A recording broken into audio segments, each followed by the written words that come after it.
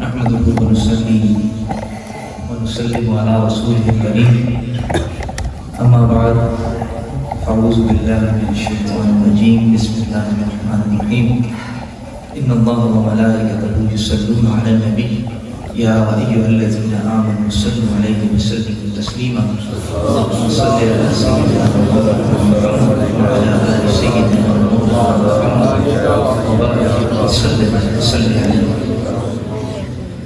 حضرات محترم دربار عالیہ بحر شریف کے خاتمہ کو سلام عقیدت و محبت پیش کرتا ہے. السلام علیکم ورحمۃ اللہ وبرکاتہ. حضرات محترم،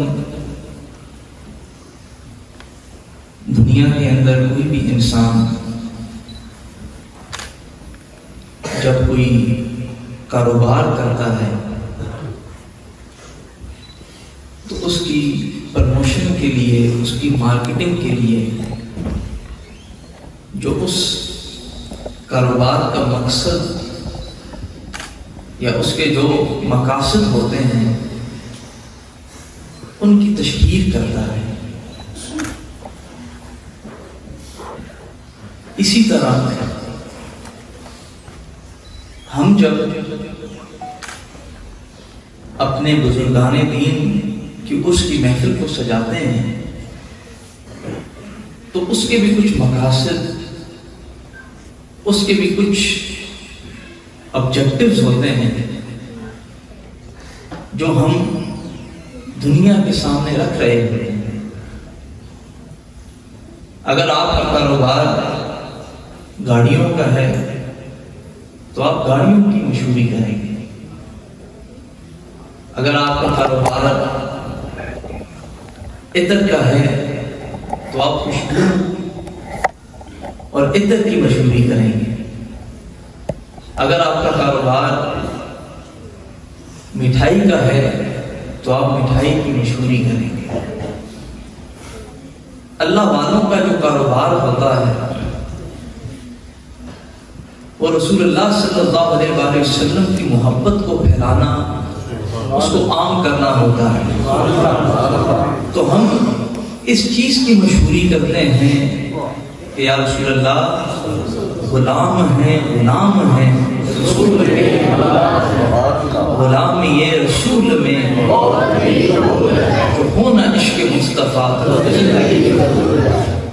حضرات محترم، یہ بات یاد رکھیں کہ ہماری محفل کا صرف اور صرف ایک ہی مقصد ہے کہ بندہ انسان تک وہ پیغام پہنچے جو اسے در مصطفیٰ تک لے جائے. اور صوفی اور تصوف کیا ہے؟ خدا کی خدائی میں بٹ جانے کو تصوف کہتے ہیں. رسول اللہ صلی اللہ علیہ وسلم کی محبت کے سمندر میں ڈوب جانے کو تصوف کہتے ہیں. اور وہ جو یہ کہتے ہیں کہ یہ عشق ایک ڈھونگ ہے تو ہم انہیں کہتے ہیں کہ تجھے عشق و خدا کرے، تجھے اس سے کوئی جدا کرے، تیرے لب ہنسنا بھول جائیں، تیری آنکھ پرنم رہا کرے. تو گلی گلی نگر نگر صدا کرے، تو گلی گلی پھرا کرے. تجھے عشق ہو تو یقین ہو، تو تسبیحوں میں پڑھا کرے. پھر میں کہوں کہ عشق ایک ڈھونگ ہے، تو نہیں کہا.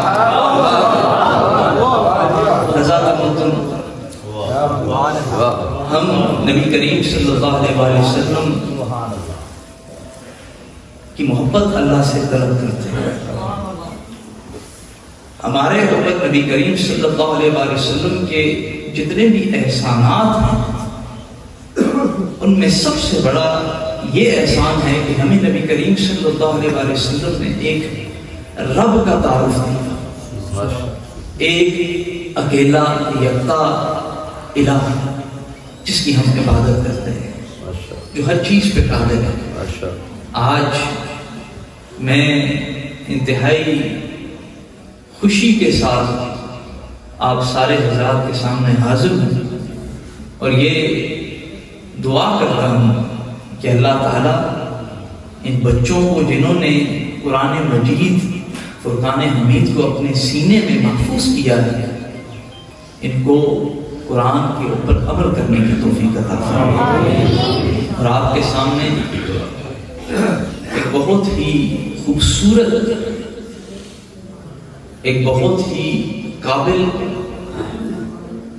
اور انتہائی محبت کرنے والی ہستی ہے۔ میری مراد جناب عزت مآب پیر محمد اسلم رضوی صاحب، کہ اللہ تعالیٰ نے آپ کو اپنے شیخ کے فیض کے ساتھ ساتھ اپنے شیخ کی دوستی بھی عطا کی ہے۔ اللہ تعالیٰ آپ کے صحت میں، آپ کی کوشش میں، آپ کے اس دین کی خدمت میں مزید برکتیں عطا فرمائے۔ اور اللہ تعالیٰ نے جس طرح آپ کو دربار عالیہ کا ایک خوبصورت ساتھی ہونے کی توفیق عطا فرمائی ہے، آپ کی آنے والی نسل کو بھی اس دین کی خدمت اور دربار عالیہ کی خدمت کرنے کی توفیق عطا فرمائے۔ حضرات محترم دعا فرما لیں، اے پروردگار تو ہمارا مالک ہے، تو ہمارا خالق ہے، تو ہمارے گناہوں کو معاف فرما۔ میرے پروردگار ہمیں نبی کریم صلی اللہ علیہ وآلہ وسلم کی سچی محبت نصیب فرما، ہمیں نبی کریم صلی اللہ علیہ وآلہ وسلم کی آج سے محبت کرنے کی توفیق۔ اے میرے پروردگار تو گناہوں کو معاف کرنے والا ہے، ہم سے بھول کے بھی غلطیاں ہوتی ہیں، ہم سے جان بوجھ کے بھی غلطیاں ہوتی ہیں، تو ان کو درگزر فرما۔ ہمیں دین کو سچی طور پر سمجھنے کی اور عمل کرنے کی توفیق عطا فرما، اور قیامت کے روز ہمیں نبی کریم صلی اللہ علیہ وسلم کی شفاعت نصیب فرما۔